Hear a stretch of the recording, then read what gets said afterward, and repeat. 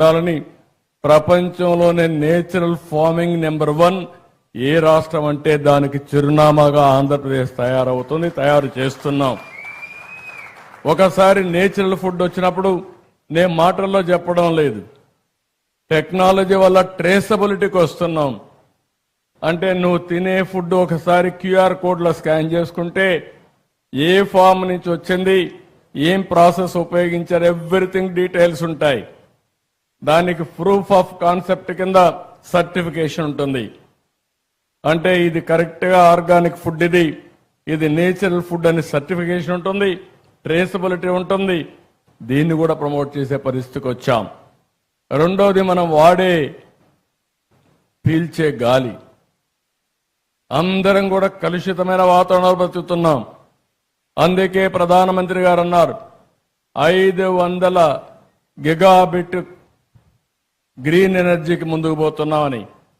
అందులో 160 గిగాబిట్ అంటే 1/3 దేశంలో ప్రొడ్యూస్ చేసే గ్రీన్ ఎనర్జీ ఆంధ్రప్రదేశ్లో ప్రొడ్యూస్ చేయబోతున్నామని చెప్పి కూడా నేను మీకు తెలియజేస్తున్నా.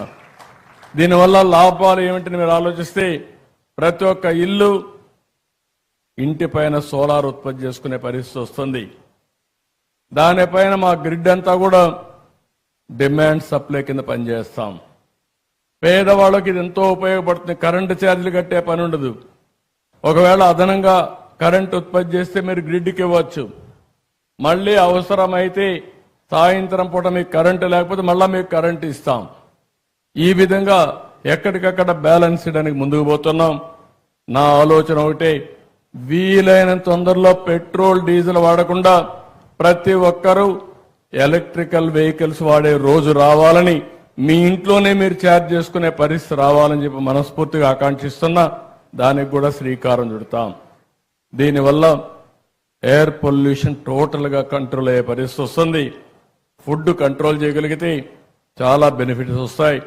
అదే మాదిరిగా మా నారాయణ గారు ఇక్కడే ఉన్నారు, ఆయనకి చెప్పాను, మొత్తం గార్బేజ్ అంతా క్లీన్ చేయడం కానీ, నగరాల్ని పరిశుభ్రంగా పెట్టే బాధ్యత అటు మున్సిపల్ అడ్మినిస్ట్రేషన్ పైన ఉంది. అది సాలిడ్ వేస్ట్ మేనేజ్మెంట్ కావచ్చు, లిక్విడ్ వేస్ట్ మేనేజ్మెంట్ కావచ్చు, పరిశుభ్రత కావచ్చు.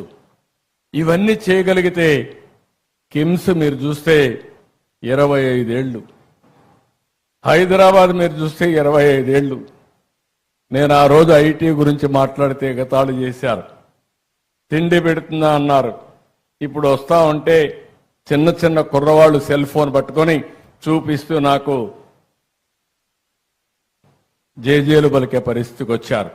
అది చూసినప్పుడు నాకు అనిపిస్తుంది, నిన్నే మేము డిస్కస్ చేసాం మా కలెక్టర్స్ కాన్ఫరెన్స్ లో, మీరు ఏ ఆఫీసుకు పోయే పని లేకుండా వాట్సాప్ లోనే అన్ని సేవలు అందించే పరిస్థితి తీసుకొస్తున్నాం.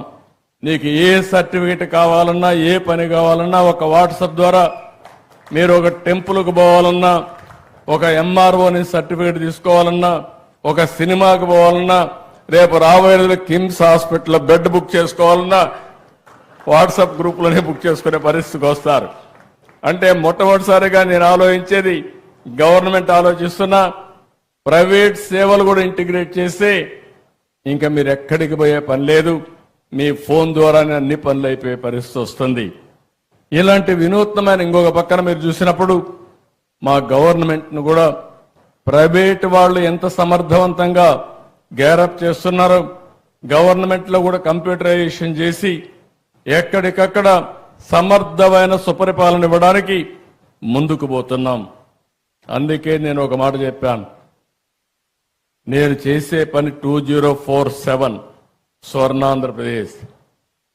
నరేంద్ర మోడీ గారి విధానం వికసిత్ భారత్ 2047. స్వర్ణాంధ్రప్రదేశ్ వికసిత్ భారత్కి అనుసంధానం చేసుకుంటూ ముందుకు పోవాల్సిన అవసరం ఉంది.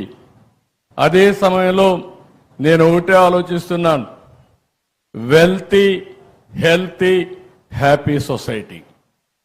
ప్రతి ఒక్క వ్యక్తి డబ్బులుండాలి, ఆరోగ్యంగా ఉండాలి, ఆనందంగా ఉండాలి. అప్పుడే ఆరోగ్యం వస్తుంది, అప్పుడే ఆదాయం వస్తుంది. ఈ మూడు కూడా కలుపుకొని అలాంటి సమాజాన్ని క్రియేట్ చేయడం కోసం ముందుకు పోతున్నామని చెప్పి కూడా నేను మీకు తెలియజేస్తున్నా. అందుకనే ప్రభుత్వంలో కూడా మొత్తం డేటా తీసుకున్న తర్వాత మెడికల్ కాస్ట్ ఎట్ట తగ్గించాలని ఆలోచిస్తున్నాం. ఈరోజు పేద కుటుంబాలన్నీ చితికిపోతున్నాయి. ఓసారి బాధేస్తుంది, ఓసారి ఆరోగ్యం మాట్లాడుతున్నాం, ప్రోగ్రెస్ చూసి ఆనందపడుతున్నాం. ఓసారి ఒక్కొక్క పేషెంట్కి 60 లక్షలు 70 లక్షలు ₹1,00,00,000 మెడికల్ బిల్లు వచ్చే పరిస్థితి వస్తా ఉంది. చాలా మంది ఆస్తులు అమ్ముకొని కూడా ప్రాణాలు కాపాడుకోవడానికి కష్టపడి ముందుకు పోయే పరిస్థితి వస్తున్నారు. ఓసారి బతుకుతున్నారు, ఒకసారి చనిపోతున్నారు. కానీ చనిపోయిన తర్వాత ఆ ఫ్యామిలీని చూస్తే ఫైనాన్షియల్గా చితికిపోయే పరిస్థితికి వస్తున్నారు. ఇవన్నీ దృష్టిలో పెట్టుకుని ఎలాంటి మెకానిజం మనం తీసుకురాగలుగుతాం, పేదవాళ్ళ ఆరోగ్యాన్ని ఏ విధంగా కాపాడుతాం, అందరికీ ఆరోగ్య ఖర్చుల్ని ఏ విధంగా తగ్గించగలుగుతామో దీనిపైన మేధావులందరూ ఆలోచించాల్సిన అవసరం ఉంది. నేను కూడా ఆలోచిస్తున్నా. ఈరోజు హాస్పిటల్లో కూడా ఇంకొక విషయం కూడా, ఇక్కడ డాక్టర్స్ ఉన్నారు, కొంతమంది ప్రైవేట్ మెడికల్ కాలేజెస్ కూడా ఉన్నాయి. మీరందరూ కూడా శ్రద్ధ పెట్టాలి. మీరు మీ హాస్పిటల్ మేనేజ్మెంట్ ఎంత ముఖ్యమో సమాజం కూడా అంతే ముఖ్యం. ప్రివెంటివ్ హెల్త్ గురించి మీ అందరి బాధ్యత. ప్రజా